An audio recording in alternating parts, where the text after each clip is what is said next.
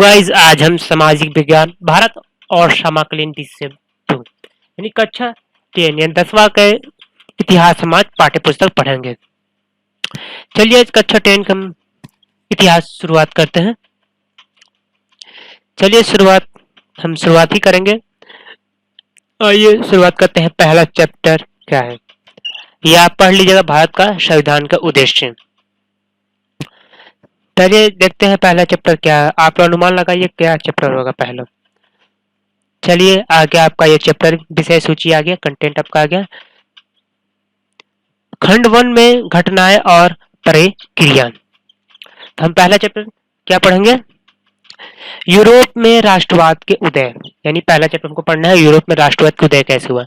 फिर दूसरा chapter Indo China का राष्ट्रवादी आंदोलन।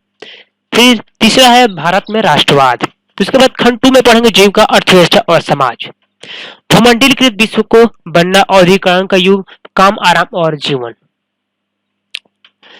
और खंड 3 में पढ़ेंगे रोजाना की जिंदगी में संस्कृति और राजनीति। हमें तो मुद्रा संस्कृति, आधुनिक दुनिया, उपनिवेश समाज और इतिहास।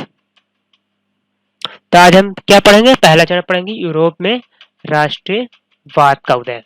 चलिए चैप्टर शुरू करते हैं। यूरोप में राष्ट्रवाद का उदय। ये कुछ पिक्चर है, ये देख लीजिए आप। फेडरो सराय चित्र 1 क्या है? फेडरो सराय विश्वव्यापी प्रजातांत्रिक और सामाजिक गणराज्य का स्वप्न, राष्ट्र की विसंधि। ये 1848 में हुआ था। सामाजिक गणराज्य और प्रजातंत्र ये क्या दर्शा रहा, हम आगे पढ़ेंगे तो समझ में आ जाएगा। 1848 में एक फ्रांसीसी कलाकार फेडरो सराय ने 4 चित्रों का एक श्रृंखला बनाई है। 1848 के बाद आ गया चित्र के बाद। देखिए चित्र से क्या क्या हमें व्याख्या मिलता है। 1848 में क्या एक फ्रांसीसी कलाकार फेडरो सराय, कौन है? फेडरो सराय 4 चित्रों का एक श्रृंखला बनाई है। इनमें उसने सपनों का एक संसार रचा है जो उसके शब्दों में जनतांत्रिक और सामाजिक गणतंत्र मिलकर बना था। वो जो चित्र बनाया है उसके हिसाब से जनतांत्रिक और सामाजिक गणतंत्रों को मिलकर बना था। इस श्रृंखला में पहले चित्र देखिए, चित्र 1 में यूरोप और अमेरिका के लोग दिखाए गए हैं। सभी उम्र और सामाजिक वर्गों के स्त्री पुरुष एक लंबे कतार में स्वतंत्रता की प्रतिमा का वंदन करते हुए जा रहे हैं। आप किसका बात कर रहे हैं? ये देखिए, ये लंबी लाइन लगी है। ये देखिए पीछे से, यहाँ ये रहा लंबी लाइन लगी, इसका बात कर रहे हैं। आपको याद होगा कि फ्रांसीसी क्रांति के दौरान कलाकार स्वतंत्रता का महिला के रूप में प्रदान किया करते थे। ये भी आपका ज्ञान दो कि मसाला का पहचान सकते हैं कि जो उसके एक हाथ में है और उसके दूसरे में मनुष्य का अधिकारों का घोषणा पत्र। प्रतिमा के सामने जमीन पर निरकुंश संस्थानों का ध्वस्त अवशेष बिखरे हुए, शौर्य के कल्पना दर्शक यूटोपिया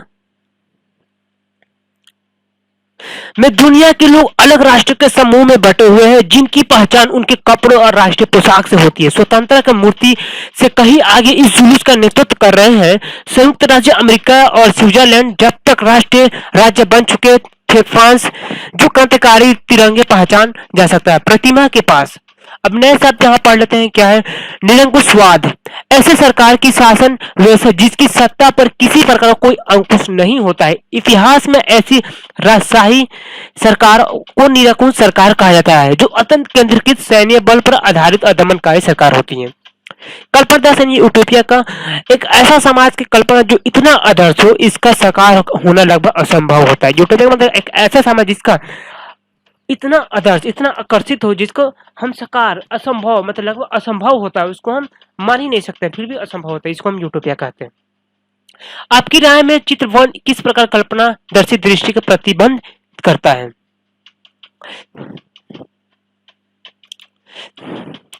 अभी अभी पहुंचा है, उसके पीछे जर्मनी के लोग हैं। उसके पीछे क्या है? जर्मनी के लोग जो काला, लाल और सुनहरे झंडे थामे हैं।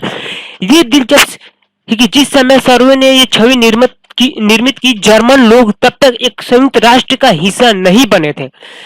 क्या है उसके पीछे? क्या है? जर्मन के लोग हैं जो काला, लाल और सुनहरे झंडे थामे हुए हैं। आइए पिक्चर देखते हैं।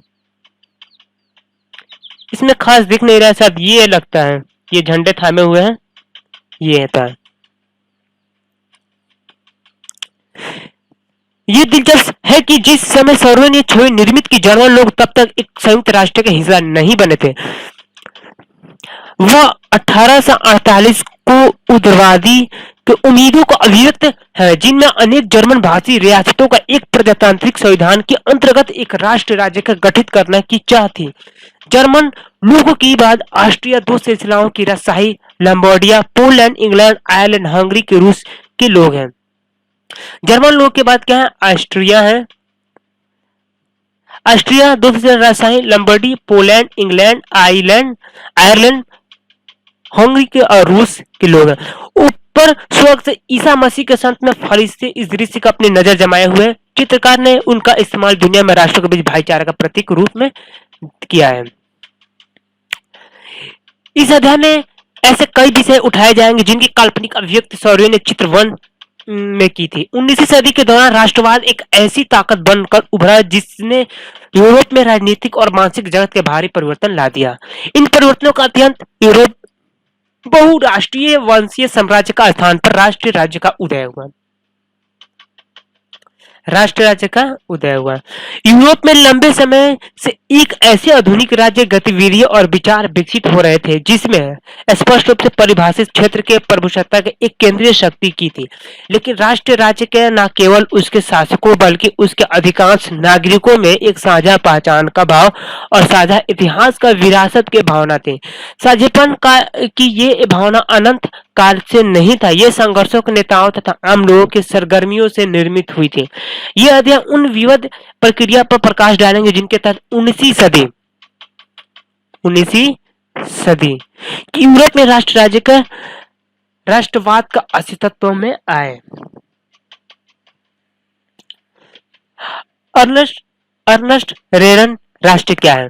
फ्रांसीसी दार्शनिक अर्नस्ट रेनन 1893 में 1882 में सरबन विश्वविद्यालय में एक व्याख्यान का राष्ट्र का अपनी समझ के प्रस्तुत किया है। बाद में ये व्याख्यान एक प्रसिद्ध निबंध के रूप में छापा जिसका शीर्षक थे क्यूनेशन राष्ट्र क्या है। इस निबंध में रेनन अन्य लोगों के द्वारा प्रस्तावित इस विचार को आलोचना करता है कि राष्ट्र समान भाषा, नस्ल, धर्म या क्षेत्र से बनता है।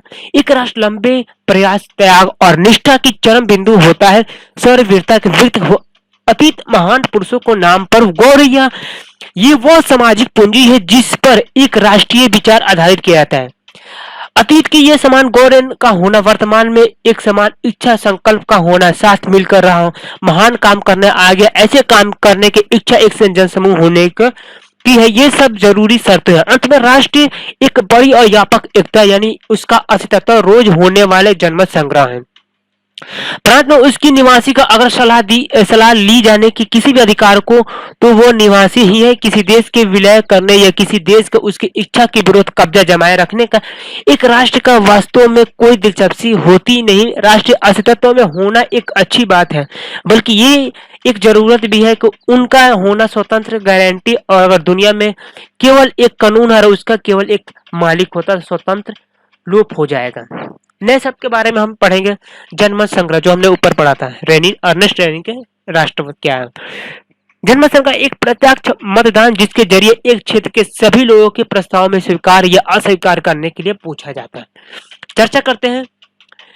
रेनिन का समझ के अनुसार एक राष्ट्र का विशेषताओं का संक्षिप्त विवरण दे, उसके मत अनुसार राष्ट्र को क्यों महत्वपूर्ण है। अगला टॉपिक है फ्रांसीसी क्रांति का राष्ट्र का विचार।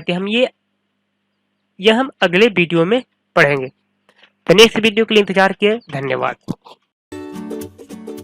अगर आपको वीडियो पसंद आया तो लाइक कीजिए, शेयर कीजिए and don't forget to subscribe it.